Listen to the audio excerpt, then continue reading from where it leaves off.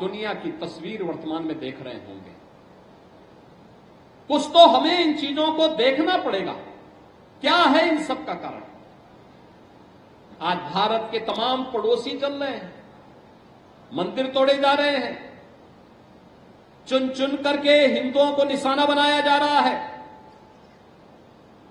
और तब भी हम इतिहास की उन परतों को ढूंढने का प्रयास नहीं कर रहे हैं कि इस प्रकार की दुर्भाग्यपूर्ण स्थिति क्यों वहां पर पैदा हुई है, क्यों पैदा हुई है।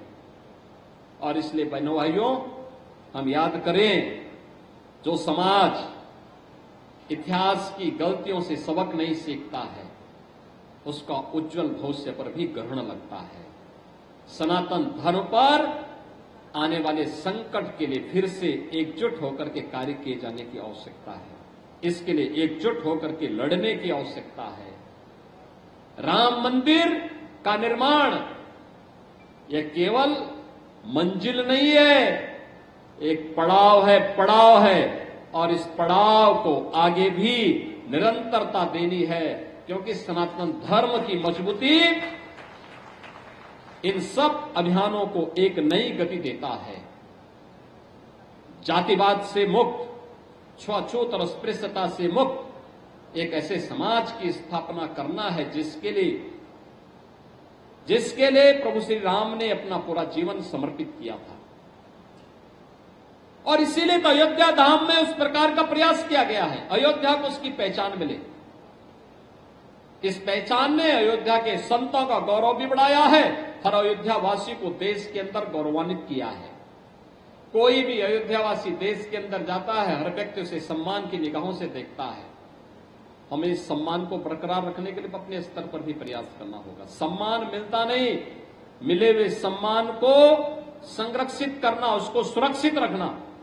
अगर इस दिशा में हमारा प्रयास सार्थक हुआ तो एक लंबे समय तक आप सब इस सम्मान के पात्र बने रहेंगे, और ये हमारा प्रयास होना चाहिए। और यही कार्य यहां पर डबल इंजन सरकार कर रही है।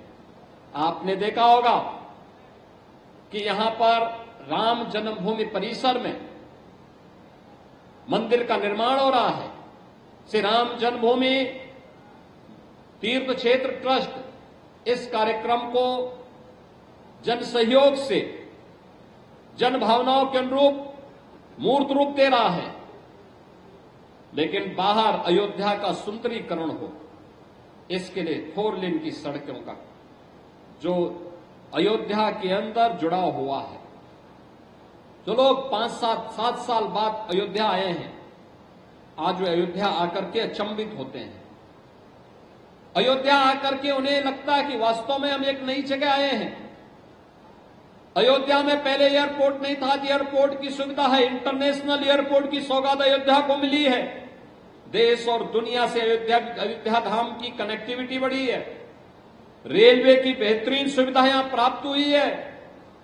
राम जी की पेड़ी का सुंदरीकरण का कार्य हुआ है। पुरातन पड़ चुके मठ और मंदिरों के सुंदरीकरण और उनके फसाड के साथ उन्हें जोड़ने की कार्रवाई को तेजी के साथ एक नई गति मिली है। सारे कार्य एक साथ तो नहीं होते, धीरे धीरे करके होते हैं, लेकिन आज वो मूर्त रूप में लेता हुआ दिखाई दे रहा है।